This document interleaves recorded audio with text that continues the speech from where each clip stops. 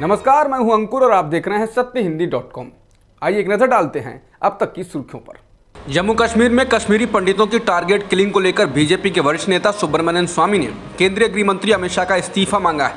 स्वामी ने ट्वीट कर कहा कि जम्मू कश्मीर में राष्ट्रपति शासन है और हर दिन कश्मीरी हिंदुओं की हत्या की जा रही है।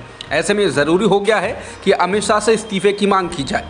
स्वामी ने कहा कि उन्हें खेल मंत्रालय दिया जा सकता है क्योंकि आजकल उनकी इसमें ज़्यादा दिलचस्पी दिखती है। बता दें, इससे पहले स्वामी ने एक अन्य ट्वीट में कहा कि जम्मू कश्मीर में कश्मीरी पंडितों को आतंकवादियों की तरह कैद कर रखा जा रहा है, उनको खरीदारी के लिए भी नहीं जाने दिया जा रहा है। ये दुखद है। जम्मू कश्मीर में लगातार हो रहे हमलों और हत्याओं से दहशत में आए कश्मीरी पंडितों के पलायन की खबर आ रही है।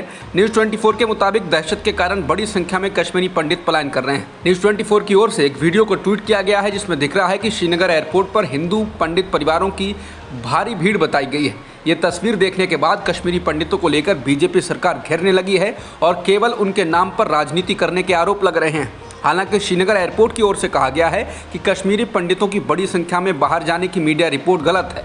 एयरपोर्ट की ओर से कहा गया है कि हम प्रतिदिन 16,000 से 18,000 यात्रियों को संभालते हैं।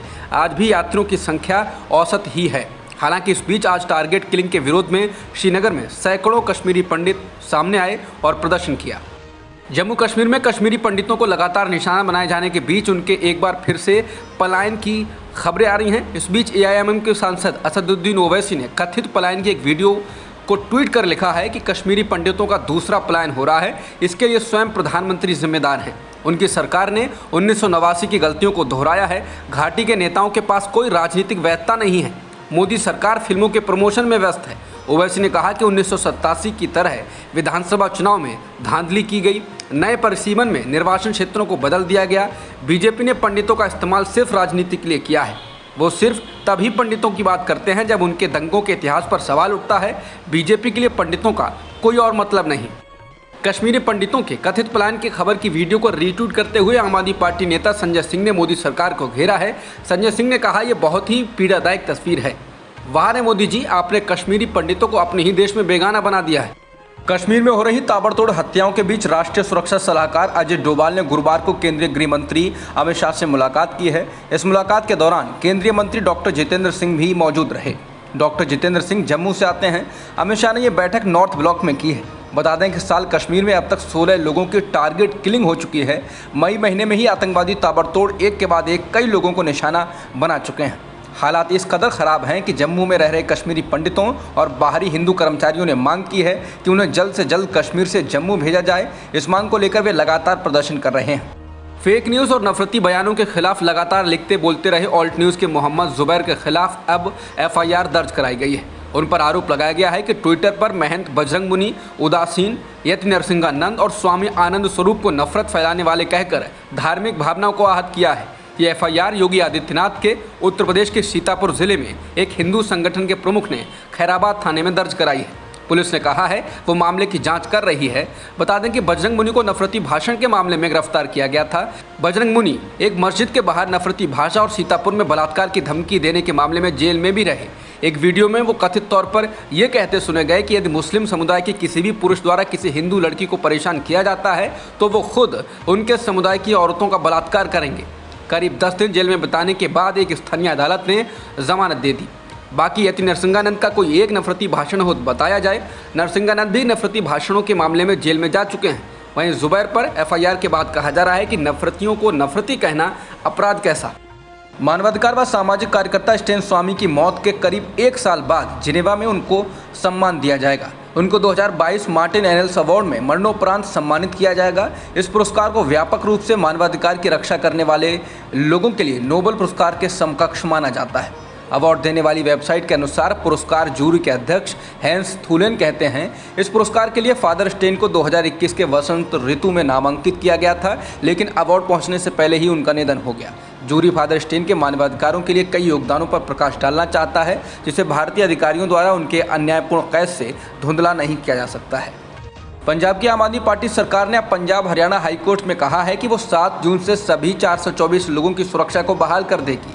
इससे पहले 30 मई को हाईकोर्ट ने पंजाब में आम आदमी पार्टी की सरकार से ये बताने के लिए कहा कि उसने किस आधार पर राज्य में सुरक्षा प्राप्त लोगों की सुरक्षा को वापस लिया या उनकी पहचान सार्वजनिक रूप से कैसे बताई गई।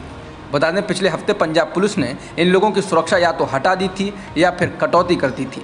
इसमें सिद्धू मूसेवाला का नाम भी शामिल था, जिनकी रविवार को पंजाब के मानसा जिले में अज्ञात हमलावरों ने गोलियां मारकर हत्या कर दी, जिसके बाद पंजाब सरकार बुरी तरह गिर गई है। वहीं सुरक्षा बहाली को लेकर कांग्रेसी नेता प्रताप सिंह बाजवा ने कहा कि वो हाईकोर्ट के निर्णय का स्वागत करते हैं। अब समय आ गया है कि सीएम भगवंत मान गृह मंत्री का पद छोड़ दें और इसे किसी और सक्षम और पेशेवर व्यक्ति को दें। दिल्ली के मुख्यमंत्री अरविंद केजरीवाल ने आज कहा कि डिप्टी सीएम मनीष सिसोदिया केंद्रीय एजेंसियों का अगला टारगेट है और उनको फर्जी केस में फंसाकर गिरफ्तार किया जाएगा। केजरीवाल ने एक वीडियो संदेश के जरिए कहा कि मैं प्रधानमंत्री मोदी से अनुरोध करता हूं कि हम सभी को एक साथ जेल में डाल दिया जाए। केजरीवाल ने कहा कि उन्हें विश्वसनीय सूत्रों से पता चला है कि सत्येंद्र जैन के बाद केंद्र सरकार भ्रष्टाचार के आरोपों में मनीष सिसोदिया को गिरफ्तार करने की तैयारी कर रही है। केंद्र ने सभी एजेंसियों को उनके खिलाफ फर्जी मामले बनाने का आदेश दिया है। केजरीवाल ने कहा कि मैं हमेशा कहता हूं कि मुझे राजनीति समझ नहीं आती। उन्होंने कहा कि हम सभी को एक बार में गिरफ्तार कर लें, सारी जांच एजेंसियों से कह दें कि एक बार में जांच कर लें, क्योंकि एक एक गिरफ्तारी करने से काम में बाधा पड़ती है। अगर एक बार में सब हो जाएगा तो फिर हम वापस काम कर लेंगे। केजरीवाल ने कहा कि हमें गिरफ्तारी से डर नहीं लगता, लेकिन हम सबको करो। उन्होंने कहा कि मुझे राजनीति समझ नहीं आती कि गिरफ्तारी क्यों की जा रही है। हिंदुत्व की आड़ में नफरत एजेंडा चलाने की वजह से बीजेपी सांसद तेजस्वी सूर्या का सिडनी यूनिवर्सिटी में कार्यक्रम रद्द कर दिया गया। तेजस्वी इस वक्त ऑस्ट्रेलिया में हैं और उन्हें विरोध का सामना करना पड़ रहा है। प्रदर्शनकारियों का कहना है कि तेजस्वी ने सिर्फ मुस्लिमों के खिलाफ ही नहीं बल्कि महिला विरोधी ट्वीट्स भी किए हैं। तेजस्वी सूर्या की तरह द कश्मीर फाइल्स वाले विवेक रंजन अग्निहोत्री का कार्यक्रम ऑक्सफोर्ड यूनिवर्सिटी ने रद्द कर दिया। भारतीय सांसद तेजस्वी सूर्या को सोमवार को सिडनी यूनिवर्सिटी में छात्रों को संबोधित करना था, लेकिन वह छात्रों और टीचर्स ने जबरदस्त प्रदर्शन करके तेजस्वी के आने का विरोध जताया। उसके बाद आयोजकों ने कार्यक्रम को रद्द कर दिया। उत्तर प्रदेश सरकार की पूरी कैबिनेट ने गुरुवार को लखनऊ में सम्राट पृथ्वीराज फिल्म देखी, लेकिन इस पर प्रदेश के पूर्व मुख्यमंत्री और समाजवादी पार्टी के अध्यक्ष अखिलेश यादव ने सरकार को नसीहत दी। योगी कैबिनेट के फिल्म को देखने के दौरान अभिनेता अक्षय कुमार भी मौजूद रहे। इस फिल्म में अक्षय कुमार ने ही सम्राट पृथ्वीराज की भूमिका निभाई। इससे पहले केंद्रीय गृह मंत्री अमित शाह ने भी अपने पूरे परिवार के साथ इस फिल्म को देखा था। समाजवादी पार्टी के अध्यक्ष अखिलेश यादव ने ट्वीट कर कहा कि उत्तर प्रदेश की कैबिनेट से आग्रह है कि उत्तर प्रदेश के वर्तमान हालात को भी देखा जाए, क्योंकि इतिहास के आटे से वर्तमान की रोटी नहीं बन सकती। गुजरात कांग्रेस के कार्यकारी अध्यक्ष रहे हार्दिक पटेल गुरुवार को बीजेपी में शामिल हो गए। इस मौके पर गांधीनगर में स्थित बीजेपी कार्यालय में प्रदेश बीजेपी के अध्यक्ष CR पाटिल समेत पार्टी के तमाम बड़े नेता मौजूद रहे। हार्दिक के समर्थक भी बड़ी संख्या में बीजेपी कार्यालय पहुंचे। शामिल होने से पहले हार्दिक पटेल ने ट्वीट कर पीएम मोदी के नेतृत्व में श्रद्धा जताई और कहा कि वो भारत के यशस्वी प्रधानमंत्री नरेंद्र भाई मोदी जी के नेतृत्व में चल रहे राष्ट्र सेवा के भागीरथ कार्य में छोटा सा सिपाही बनकर काम करेंगे। बता दें आगामी गुजरात चुनाव से पहले हार्दिक का कांग्रेस छोड़कर बीजेपी में जाना कांग्रेस के लिए झटका माना जा रहा है। वहीं इस बीच अब सोशल मीडिया पर हार्दिक के पुराने ट्वीट भी साझा किए जा रहे हैं, जिनमें वो पीएम मोदी और बीजेपी RSS के खिलाफ तीखे हमले कर रहे हैं। कांग्रेस अध्यक्ष सोनिया गांधी कोरोना से संक्रमित हुई हैं। उनके साथ एक बैठक में शामिल कांग्रेस के कुछ और नेताओं की भी कोरोना रिपोर्ट पॉजिटिव आई है। कोरोना संक्रमित होने के बाद सोनिया ने खुद को आइसोलेट कर लिया है। बता दें कि बुधवार को ईडी ने सोनिया गांधी व कांग्रेस के पूर्व अध्यक्ष राहुल गांधी को समन भेजा था। दोनों नेताओं को नेशनल हेराल्ड अखबार से जुड़ी मनी लॉन्ड्रिंग के मामले में ये समन भेजा गया था। सोनिया गांधी को ईडी के सामने 8 जून को बुलाया गया है, जबकि राहुल गांधी को 2 जून को पेश होने के लिए कहा गया था। विस्तारा एयरलाइंस पर DGCA ने गुरुवार को एक सह पायलट को सिमुलेटर में अपेक्षित ट्रेनिंग के बिना विमान को इंदौर में उतारने की अनुमति देने के लिए 10 लाख रुपए का जुर्माना लगाया। DGCA के एक अधिकारी ने बताया कि यह गंभीर उल्लंघन है जो जहाज पर सवार यात्रियों के जीवन को खतरे में डालता है। उक्त चूक के लिए एयरलाइन पर 10 लाख का जुर्माना लगाया गया है। उसने कहा कि एयरलाइन ने टेक ऑफ और लैंडिंग क्लियरेंस का उल्लंघन किया।